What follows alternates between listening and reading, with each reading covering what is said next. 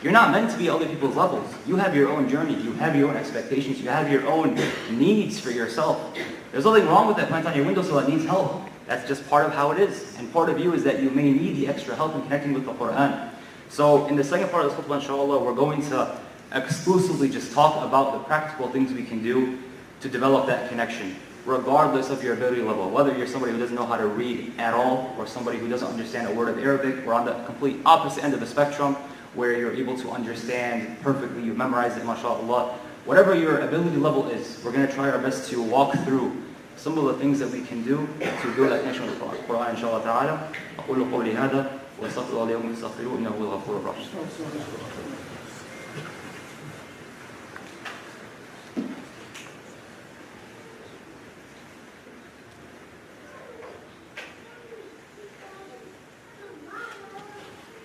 بسم الله والحمد لله والصلاة والسلام على رسول الله وعلى آله وصحبه ومن والاه وتبع هداه وبعد. And so, like I had just said, the Quran is a very awkward topic to kind of discuss in a very large group because you have the entire spectrum of ability levels. But here's the thing. The first thing we have to understand is that you have to embrace your own ability level, whatever it is. Your own ability to read or to understand. Take that into account and you do what works for you. You need to do what works for you. For some reason, we have this misconception that the only way you're ever rewarded with the Quran is by reading it in Arabic exclusively. So the brothers and sisters that don't know how to read, they feel excluded, that they can't connect to be rewarded in the same way. And the brothers and sisters that don't understand the Quran just feel like they're wasting their time or they're not having that kind of connection. It's a very normal thing that if you don't understand the words of Allah subhanahu wa ta'ala, you can't make that connection. Now there are some people who, mashallah, they don't know a single word or understand what they're reading, but just the fact that Allah's words alone is enough for them. And that's some people. May Allah subhanahu wa ta'ala preserve them and increase them in their own way. For some of us, we need to understand. And so if the lack of understanding is an issue, pick up a translation. Pick up the Quran in English. Now sometimes there are some translations that are like I know there's some complicated translations that are in Old English that don't make any sense. But subhanAllah, there's also a lot of translations that make a lot of sense. Sahih International or any online translation service gives you a very clear and robust meaning of what the ayat are supposed to be talking about. Now if the translation alone doesn't do it for you, there's also the further understanding, the tafsir, which means the further explanation of the verses, which gives you the context of the verse and the stories that they talk about, the context of when the verses were brought down in the Prophet ﷺ's lifetime. So if that's the case, the beautiful thing is that those resources are accessible to you in a very easy to understand manner. If you just go through YouTube, just put in any verse you want or any chapter, you'll either get the explanation of those verses specifically, or you're going to get the entire chapter as a whole, or the surrounding verses in themselves. So what I'm trying to say here is that if you have difficulty to understand the Quran because of a lack of an understanding of the Arabic language, there's nothing wrong with that. But if you do, then look for the other means of seeking that understanding, whether it be through a translation or through deeper understandings of what the verses are talking about. Now, for some of us, we may be very auditory people. Some of us feel very inspired and very moved by the way that some mashayikh and some people who read the Quran recite beautifully. And it's incredible in that way. Now, what's interesting is that a number of years ago, this might be something that some of you may be familiar with, there was a social media imam who made a comment and he said that if you are the kind of person that loves the Quran only for the voice of a certain imam or a certain nice recitation, then your iman is completely off. And that you should love the Quran only because it's the words of Allah. Now, is he technically wrong? Probably not, but there's a reason we beautify our voices when we recite Quran. There's a reason why that some imams, when they recite, even if you don't understand a word of what's being said, you still feel like the meaning is being moved through you. That you're being walked through a story because of their tone of voice, with their serenity, with their intensity. So find an imam, find somebody that you love to listen to. And maybe that's your love language with the Quran. That you actually listen to the Quran and you feel inspired by the way that the ayat sound, the way that the verses move and they flow. And that's incredible. So if you're an auditory person, maybe that's your way that you fall in love with the Quran itself. For some of us, it might be the case that you love to memorize the Quran, that you love to read the Quran just as it is, and that's completely fine. And there is an infinite number of ways for you to connect with the book of Allah subhanahu wa ta'ala. What I just want to make very clear with this point is two things. Number one, find what works for you. Find whatever method works for you. There's a number of other things that you can do for yourself that may work for you as well. And the second thing is never fall into the trap of thinking that just because you can't read it, or just because you can't understand it, that it's not for you.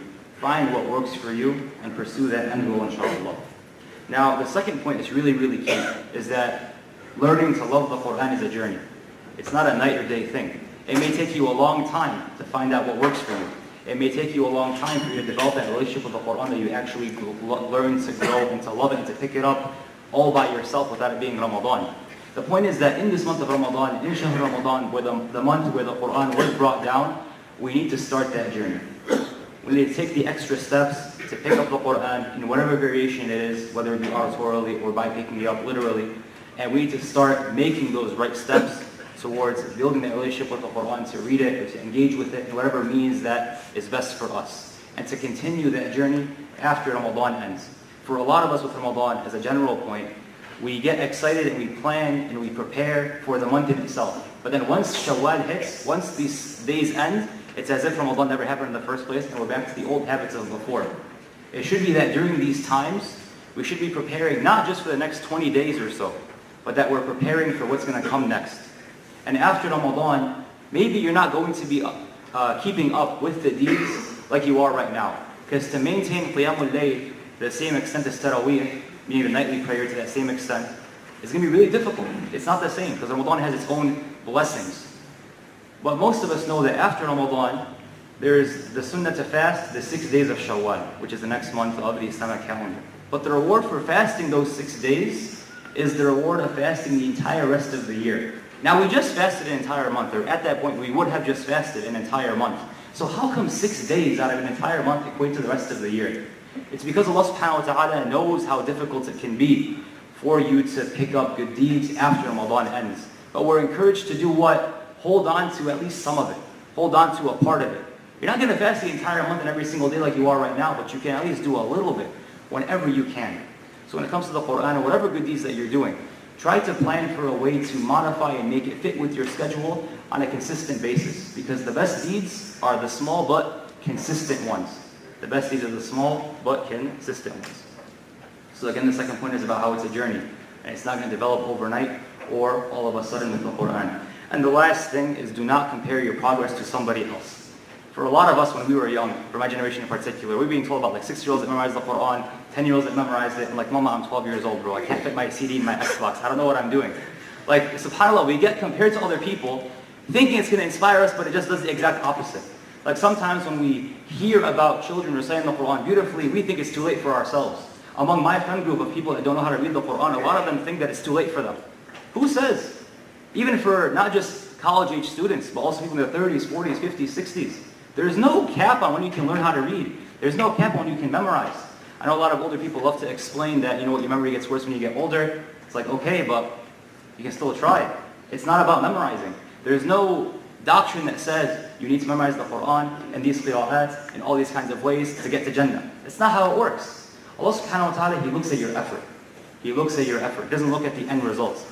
All that matters is that you're trying, that you're doing something on the right path. If you spend all day comparing yourself to people who are younger than you, or even people that are better than you in the same age range, then you're doing yourself a great disservice. That is, if that comparison causes you to think less of yourself. Don't think less of yourself just because of what Allah subhanahu wa ta'ala has gifted to somebody else. Because Allah can give you the same thing if you work hard in the same manner. So don't give up on yourself. Don't think that you're too old, and don't think that it's too late. Because it really is never too late for anybody. As long as you put in the effort to try, Allah will reward and see that effort. I may have mentioned this before, but like we say every single salat in Surah Al-Fatiha, the dua that we make is اهدنا الصراط المستقيم. Guide us on the straight path. This is a really interesting dua because in a practical sense, it doesn't make any sense. Because if someone tells me, where's your address, and I say Green Street, it's like, okay, great, but we're on Green Street, right? If we're asking for guidance, why don't we say, Ya Allah, guide us to you, or guide us to Jannah? Because it's not about the destination. What really matters is that you're on the right track to get there. As long as you're on the right track, you're already doing what you need to be doing. And right now, for example, we're all on the right track. We're all fasting, inshallah. We're all in Jum'ah. We're on that right track. We just got to stay on it and do our best, inshallah. So that, inshallah, is a reminder about the Quran, ways we can connect with it and try to improve ourselves in the long term. The very last reminder is, as you guys know, as you're walking in those pledges, after Jumu'ah, inshallah, we're going to have a fundraiser. So please stay seated just so it makes it easier for everybody else. And inshallah, if you have to leave, just leave with serenity, inshallah ta'ala. And of course, don't donate for this project, thinking that it's just going to be a way to get the message off your back or to calm things down. Rather, think about it that this might be the deed that you may forget about it years down the line, but it might just tip your scale at the day of judgment. Because you never know what deed will enter you into Al-Jannah. And if this is the deed that enters you into Allah's paradise, then what less can you ask for? And why would you let an opportunity like this slide away? There is no minimum, there is no maximum. Do whatever your heart entails you to do, and whatever you can do, inshallah ta'ala. إن الله يأمر بالعدل والإحسان وإيتاء ذي القربى وينهى عن الفحشاء والمنكر والبغي يعظكم لعلكم تذكرون إن الله وملائكته يصلون على النبي يا أيها الذين آمنوا صلوا عليه وسلموا تسليما اللهم حبب إلينا الإيمان وزينه في قلوبنا وكره إلينا الكفر والفسوق والعصيان اللهم حبب إلينا الإيمان وجنبنا سبل الشيطان ربنا تقبل منا إنك أنت السميع العليم وتب علينا إنك أنت التواب الرحيم ربنا تقبل منا صيامنا وقيامنا ودعاءنا وتلاوتنا للقرآن يا رب العالمين. Ya Allah, allow us to make the most of these last few days of Ramadan. Ya Allah, allow us to make us the most of these days and to continue the good that we pick up. Ya Allah, make the Quran a spring for our hearts and a calmness for every single one of our sorrows, and allow us to be better than people think of us. اللهم صل على سيدنا محمد بعدد من صلى وصام اللهم صل على سيدنا محمد بعدد من قعد وقام اللهم احينا على سنته ومتنا على ملته واحشرنا في زمرته واخر دعوانا ان الحمد لله رب العالمين واقم الصلاه.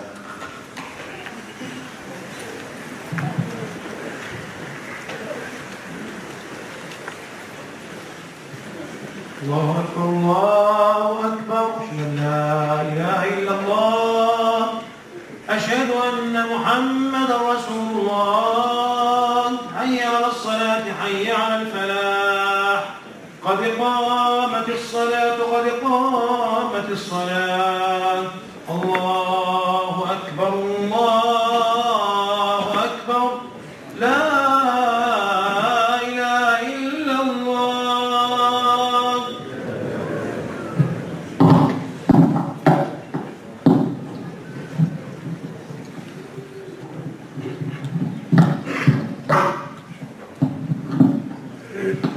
So استقيموا. You should align shoulder to shoulder. الله أكبر.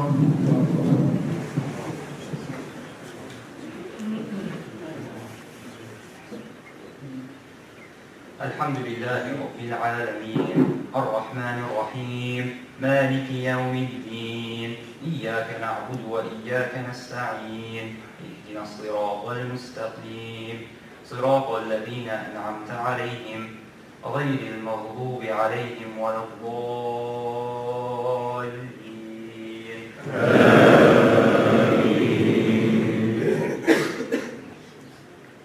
إن الذين آمنوا وعملوا الصالحات سيجعل لهم الرحمن ودا فإنما يسرناه بلسانك لتبشر به المتقين وتنذر به قوما لدا وكم أهلكنا قبلهم من قرن هل تحس منهم من أحد أو تسمع لهم ركزا.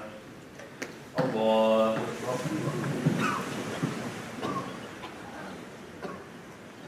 سمع الله لمن حمده. الله أكبر.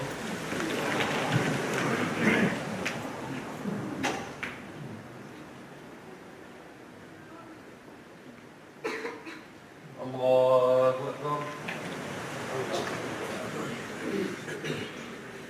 الله أكبر.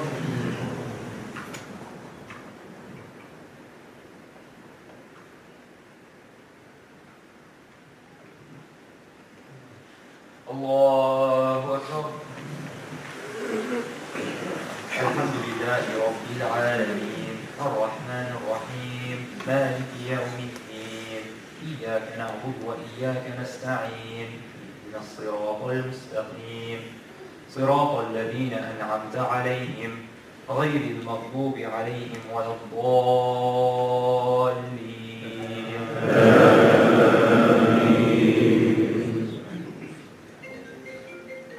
ألم نشرح لك صدرك ووضعنا عنك وزرك الذي أنقض ظهرك ورفعنا لك ذكرك فإن مع العسر يسرا إن مع العسر يسرا فإذا فرغت فانصب وإلى ربك فارغب الله أكبر سمع الله لمن حمده الله أكبر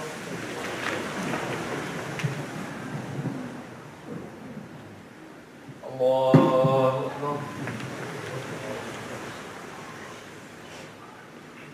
الله أكبر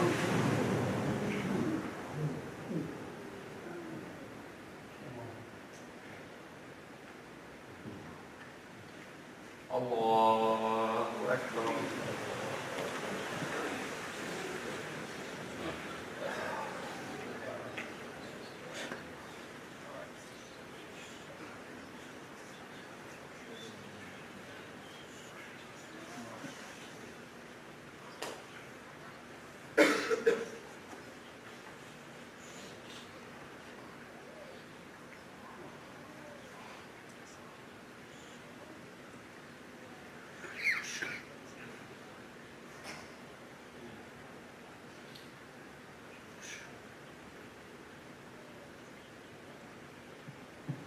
السلام عليكم ورحمة الله السلام عليكم ورحمة الله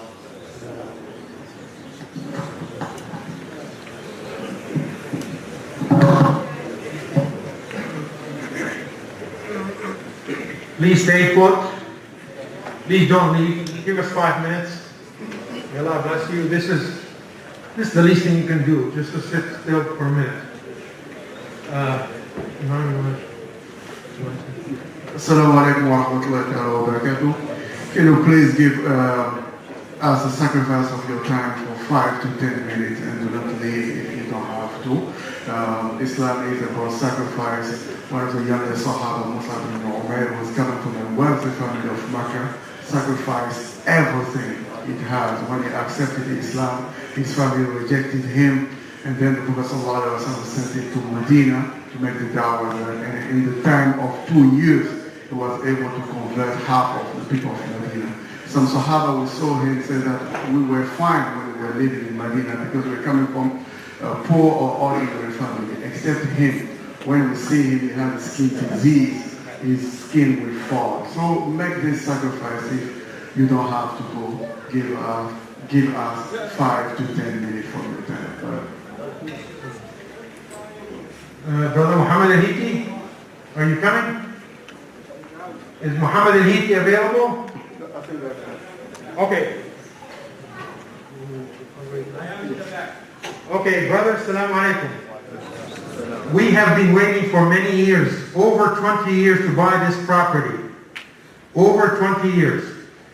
We tried and tried and tried, we never succeeded. This time, it was sold and we didn't even know about it. Somebody in Chicago called us and said, hey, this property is going to be sold.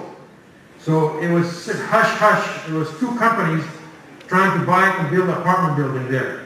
Now, the new apartment building, they have the rule that you don't have to have a parking.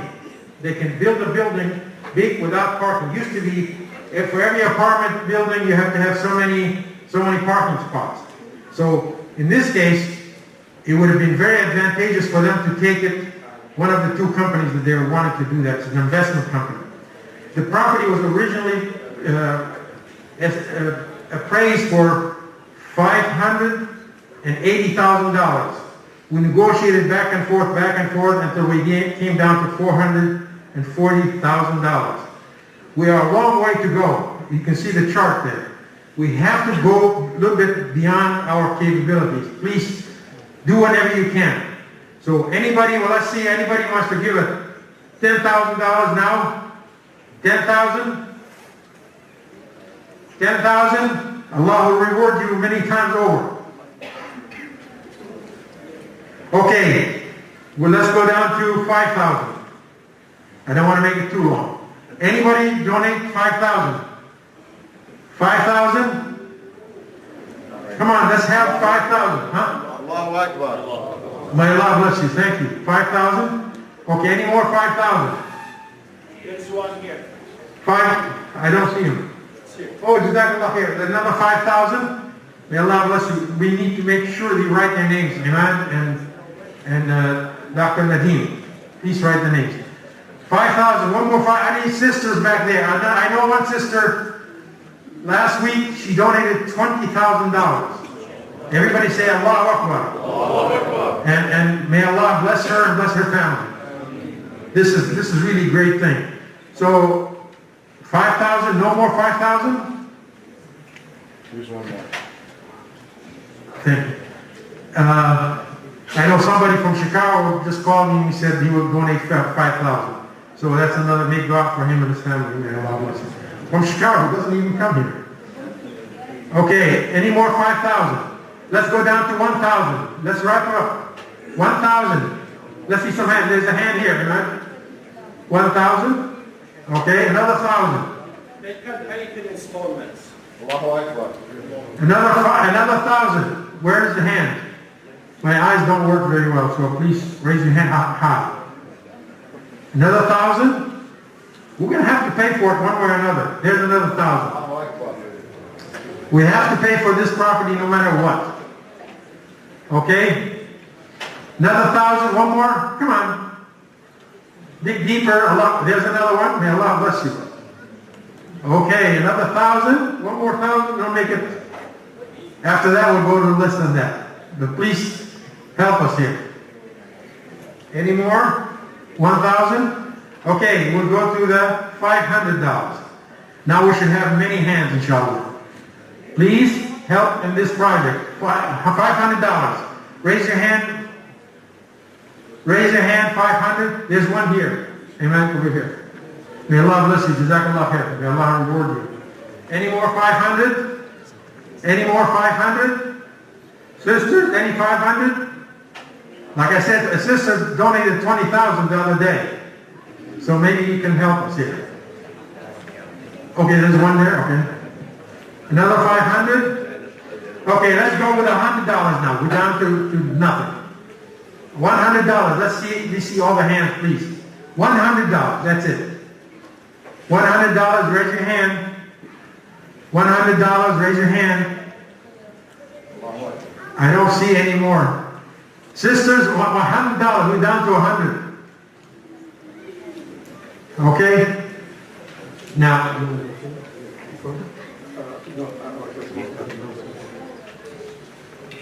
So, Bismillah ar-Rahman ar-Rahim, as we're running out of the 10 minutes that we have asked, the idea is that sometimes you have the opportunity of the life. You may not be given this opportunity again. Imagine to have a spot in the Jannah, as the Prophet ﷺ said.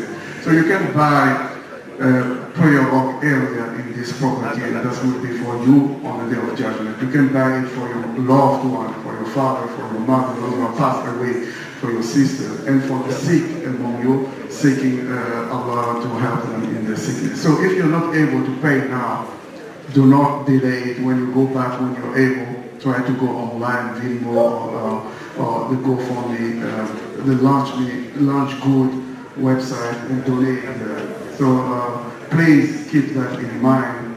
And you don't have to pay it one time. You can pay that installment. You can put $50 each month and to the time that you need. now the announcement you've been waiting for. The Khatib was Brother Barak Al-Khani. May Allah bless him. He did a good job. Please make dua for him and his family. Masjid, as we know, we're raising funds now. Please donate for the masjid also. We need to keep the lights on and so on and so forth. Ramadan plans are outside posted. Please follow it. If you can attend iftar every other day, please don't come every day. Every other day would be great, because then we have too many people coming in, and the shortage on food, shortage on parking. Masjid parking, please don't fill the parking lot with double parking. Please don't do that.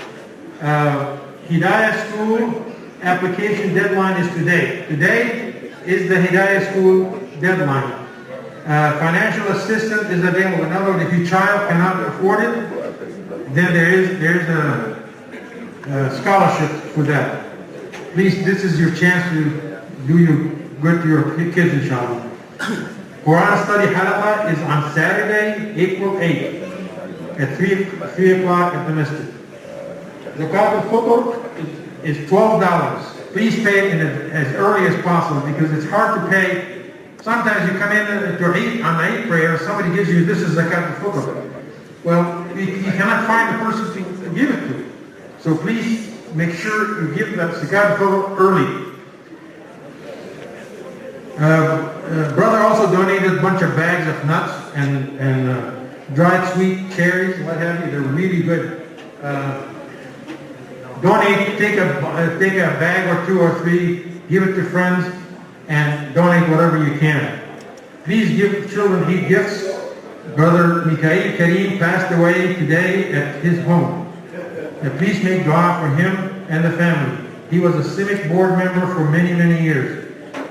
And the final plans for the janazah is not finished yet. So, he passed away today. Oh, sorry. Yeah.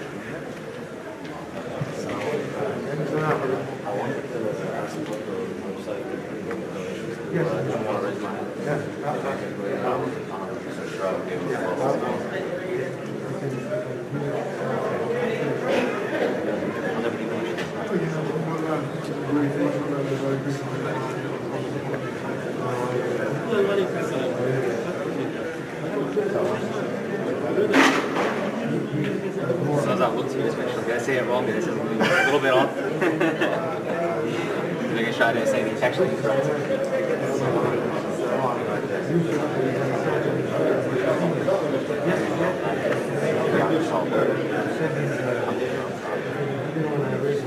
I had a chance to talk to the CIMIC because of I was applying to internships and I'm applying to different places he used to work and everything.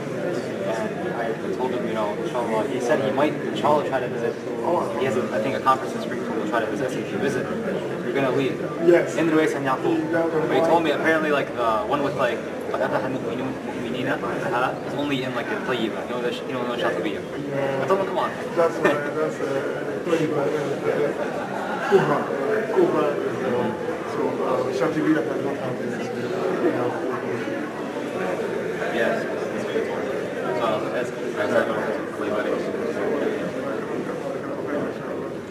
So the person that told us about the property has been searching their aloneness. They used to be a student here and looking for opportunities for the masjids.